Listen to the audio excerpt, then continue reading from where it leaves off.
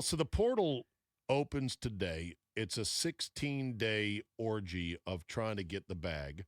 You don't know exactly how many people are in the portal because that is the actual thing is kept by the NCAA. They don't disclose it. There ought to be a website. You can just look at it, like departures from O'Hare, arrivals and departures, who's coming in, who's leaving. But there's going to be probably 3,000 college football players in the portal, which is insane. And according to those who follow this, like the boys and girls at on3.com, they say about 35 to 40% of the kids in the portal will die in the portal. In other words, they will not pick up somewhere else. They'll be without a team, and they'll have to scramble to land somewhere, and they'll most certainly land somewhere worse for them, either financially or in terms of where they would like to play. So it's both an insane money grab, but it's also hugely risky. And these kids are getting some of the shadiest advice possible, given that high of a number of guys who die in the portal. And that goes to the same conversation of, NIL deals and guys making millions of dollars. There's also like a backup left guard that gets a $5,000 deal for, to go and stand in front of a car and take a picture. They don't even have to stand in front of the car anymore. They just get paid. They don't really have to do anything. All right, what's your song? All right, so here's the thing. It's not even going to be a song. I'm going to actually surprise you with something more. I have a random genre of music that people don't know that I like that is very death metal? No, quite the opposite. Spanish guitar. I love the Spanish guitar. Flamenco? Jesse Cook. Jesse Cook is the greatest. Play it right now. Play it on speaker right now. Let me see if I can. All right, hold on. Just punch it right up there and just turn up the speaker. Well, I didn't even have to look. Mic. I didn't even have to do it. Jesse who? Jesse Cook. Okay. This song's called This. I love Jesse Cook and this Spanish guitar music. I don't know how long we can play it, but that's fine. Very soothing. Yeah. You pump iron to this? No. Okay. This isn't. This is like chill mode. cooking dinner. Tell me you don't want to It's good.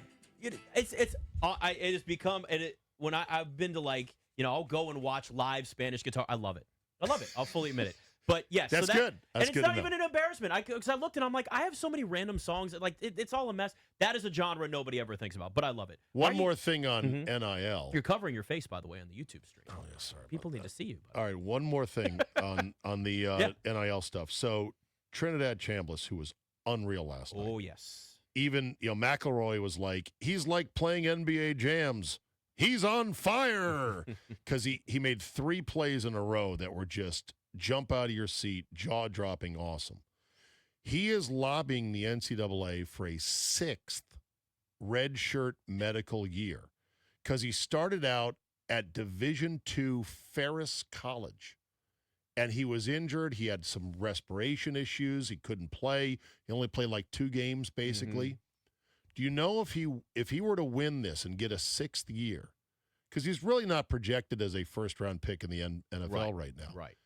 I would be willing to bet he'll make $6 million next year because the going rate is about $4 million for a quarterback, and guys like the fish-eyed Carson Beck make $4 million this year, and he's just not that good. Right. Had like 135 yards on 29 squeezes yesterday in the wasn't win. Anything special, Nothing special, and the price of quarterbacking is only going up.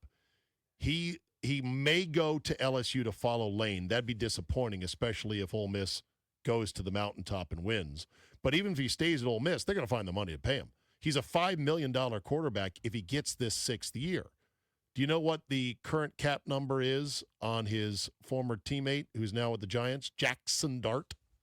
I'm going to go 4.25. I was going to guess 4. Okay. Yeah. So in other words, if Chambliss gets the NCAA to agree to this, and chances are they won't because there's still holes about this stuff, then he'll be making more than Jackson Dart next year. And there's also the familiarity of him being back another year. When you got guys, you got turnover, guys transferring constantly. There's value in your brand as a college football star to stay at a school, to have them appreciate that you're staying, and find the money somehow, some way to be able to pay you to do it. Now, if you're Ole Miss, if you want him back next year at all costs, is it better to not win it all so he feels like there's something to come back for? Or do you just say, well, we just want to win it all, and if he leaves, he leaves? I think you want to win okay, it all. fair enough. Because this is the closest. I mean, if you know how hard it is to get there. If they win it all, though, would he stay? So the whole leaving Would on he top be a thing pro prospect? it wouldn't work enough for him. Like, so you can make two arguments for this. You can make the argument that if he stays another year, more weaknesses maybe get exposed, or he gets better. If you look at the trajectory of college football quarterbacks, the more experience you have in college translates to success in the NFL. I mean, and transferring on top of that, for a lot of these quarterbacks, not for Quinn Ewers. Well, yeah, not for everybody. I know, but what I mean is that like quarterbacks that have like 1 year as a starter, it doesn't work out well for them. They're better off staying. Look at Jaden Daniels' draft class. Right. All of them were transfers except for Drake May. All of them had a ton of experience in college, and it benefited them right away. Yeah. Mel Kiper ranks him as the 6th quarterback prospect in the class, behind Dante Moore, Mendoza, Ty Simpson, John Mateer, Carson Beck. I think he's going to make a lot of money coming back next year, so financially it makes sense versus before it was go to the NFL and get whatever you can. And on top of that, he's going to gain some experience, and it might just be the actual experience of being in college and being the star versus being the guy that's going to be a third-string quarterback as a 6th-round pick somewhere. And maybe next year he jumps up to like a 4th or a 3rd-round pick when he looks more experienced and more polished. Maybe, if that's the case. Are you betting on yourself? Yeah, you're betting on yourself, but there's more of a benefit there, and you just laid it out right there. That's the biggest thing. It's the money. Yeah. It's that. So then there's the whole Mendoza thing. I read somebody on Twitter last night claiming to be a former NFL scout. Who knows? Maybe, maybe not. And he said, when it comes to Mendoza, I see he's got 15 major flaws. It's not 15. And I'm thinking to myself, okay, here we go. So, of course, I clicked on the more button on the tweet because it was well beyond just 280 characters. And I read deep into like number 10 or 11. And then I just felt like the guy was being a jerk to Mendoza. And I stopped reading because I like the kid so much. I don't want to hear about what he may not be at the next level.